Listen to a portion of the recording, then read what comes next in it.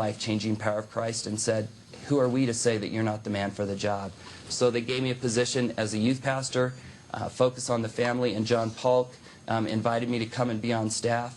And when my wife and I had moved here to Colorado Springs, we'd been married for 5 years. We were attempting to have children, and it just wasn't happening. So one night, my wife woke me up after we had moved into our new home, and she said, honey, I have a verse that I want to read to you. And it was a verse in Psalm 127 that talks about how children are a heritage from the Lord.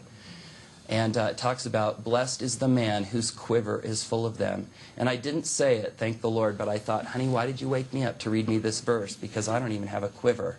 She handed me a gift, and I remember opening the package and pulling out this leather thing. And I said, I'm not sure what this is. And she said, honey, it's a quiver, and here's your first arrow because we're pregnant. So December 15th,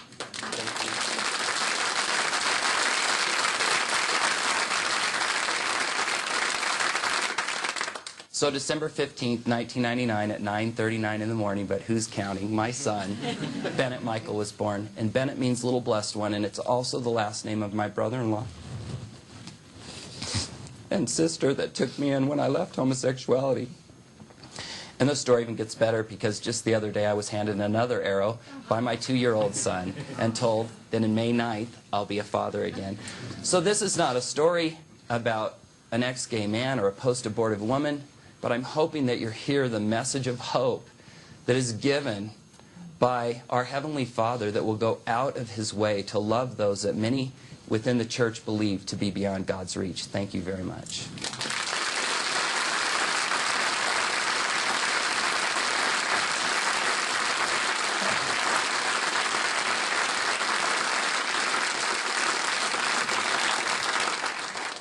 I've heard those stories before and those accounts, and I know these men, but it touches me every time because it offers hope to so many.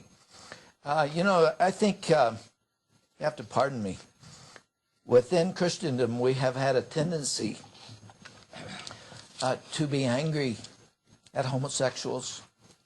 And it is true that the agenda that they want to impose on the culture and on Christianity is wrong, and we have to oppose that.